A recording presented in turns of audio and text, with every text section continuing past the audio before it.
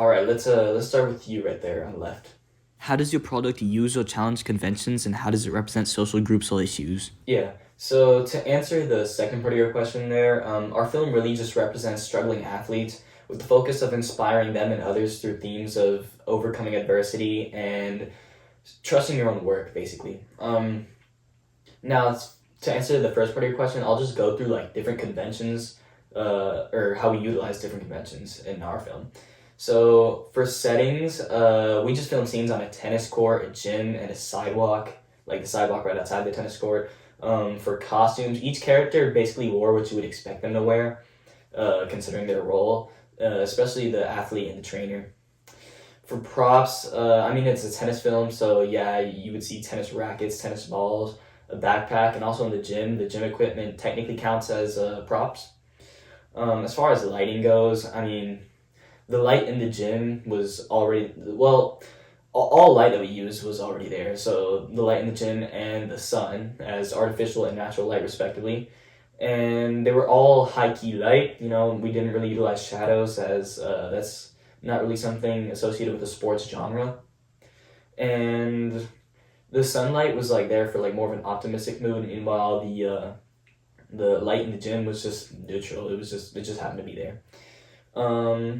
For sounds, I mean, we didn't really add any. Well, we did have sound effects, but like it was still like a diegetic sound. So like sounds that were actually like you see it happening, you see the action happening in the film, and then you hear the sound. So yeah, just diegetic sounds. That also means dialogue. We had dialogue, and we input music. That's like the only thing we really that's not diegetic. Sorry. Um, yeah, and lastly, considering like camera shots, angles, and movements. Besides like the basic ones, we had some handheld shots, an arc shot, like a wide and high angle shot of the whole court, a low angle, and a zoom in.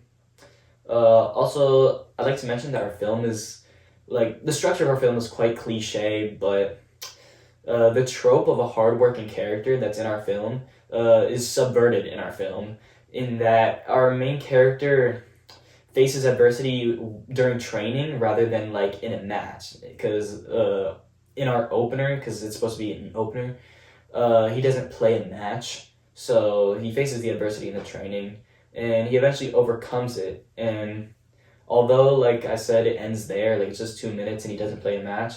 The idea is that he continues his work and eventually succeeds, and hence the themes come up of like overcoming adversity and trusting your own work.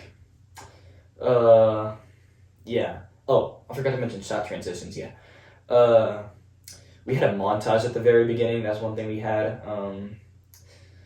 Quick cross cutting when the characters are hitting to each other, like the trainer and the main character, and uh, we oh like fades and dissolves just between shots. Those are like kind of like basic ones, but I'll still mention them. Yeah.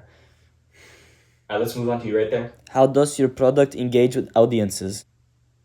Yeah, I'd say our project mainly gets the audience's attention by quickly moving to the action-based montage with the motivational music after the initial opening shot with the title and credits and stuff. Like it gets into the action quick. It doesn't bore the viewer. Also, I think that like once the main character begins to struggle and face adversity during his practicing, the viewer will be like inclined to continue watching and see how the character responds to the adversity. Uh, I further think a viewer would become more absorbed is when like the main character smashes his racket and has this tense argument with the trainer. Yeah. Um, and the wow factor that you were just talking about or that you asked about.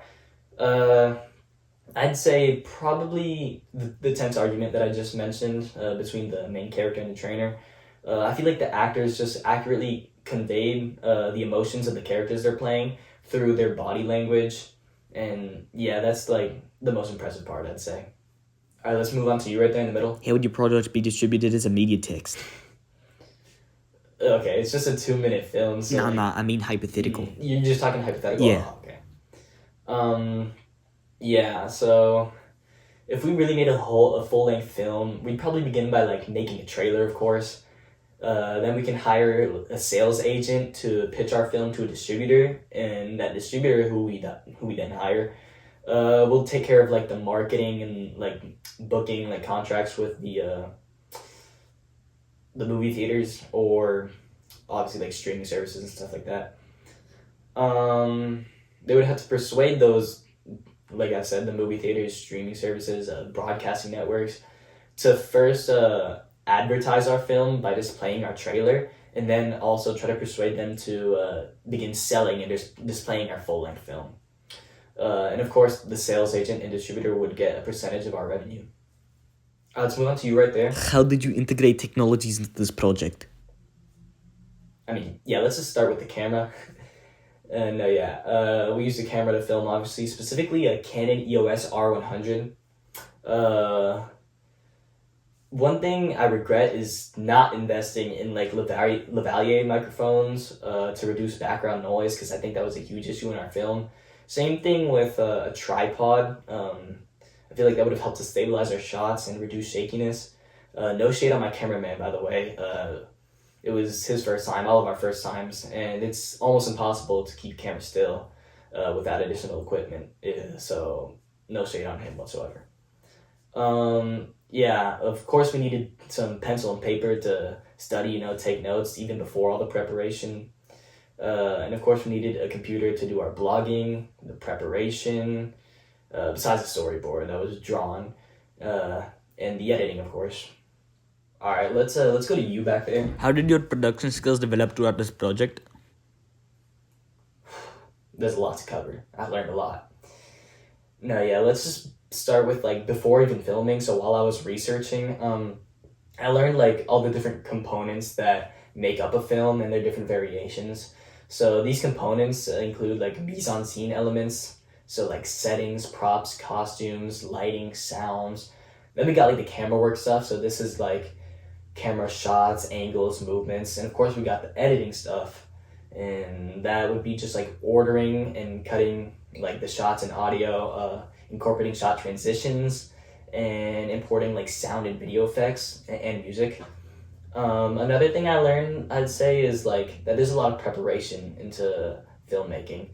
So one main part of this is like discerning how the different components I mentioned earlier will be implemented in your film to convey like your desired genre, theme, plot, the purpose, different as well as different like messages, ideas, and meanings you want to convey.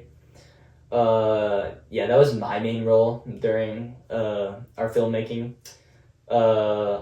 Next in the preparation, you have to like make a screenplay, a storyboard, a mood board, all that stuff basically needs to be made to like assist in the eventual filmmaking or filming. And then you also just got to make like an organization type of thing, and we did that in the form of a Gantt chart. So essentially we just organized everything by like their date, like the date that it's going to be completed and started, and also who's doing them. Another thing I learned is like when we filmed, I learned how to like orchestrate the filming of certain shots. That was my main role in filming. So essentially this involves like observing the cameraman and the actors filming a specific clip, like you're observing from a distance. Then afterwards you look at the clip on the camera.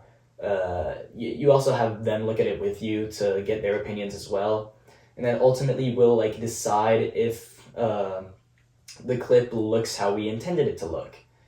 And I also learned like how to make improvisations like while we're filming. So this would be like doing something against how you plan to do it. So let's say like you can't film from a certain angle that you hadn't intended to, so you gotta do it from a different angle. Let's see, what else is there? I can tell you one thing I didn't learn how to do was to record without like having shaky hands. I just suck at that. Also, I did not act or edit because those were not my roles. But I would like be happy with doing those things in the future. I want to try them. So although I didn't learn anything because I didn't do them, I would be looking forward to learning from that. Uh, which contrasts from me not learning anything with filming. What can I say? I'm just not good at that. Yeah. Although I don't plan on like studying or working in the field of filmmaking, especially as a cameraman. The truth is, you'll never really know when you want to or even have to make like a video, regardless of your college major, your job, and I would be able to apply what I learned, including what I learned from mistakes, to these future instances where I would need to make a video. But I also learned valuable lessons that can apply to things completely aside from filmmaking. So these include like time management, planning ahead of time, and well, that goes together technically. So yeah, I feel like those can be applied anywhere, and it was really emphasized in this filmmaking process, and I really learned that because I feel like even with like the organization that we did, we still didn't really manage our time well. Any more questions? No? All right. Thank you.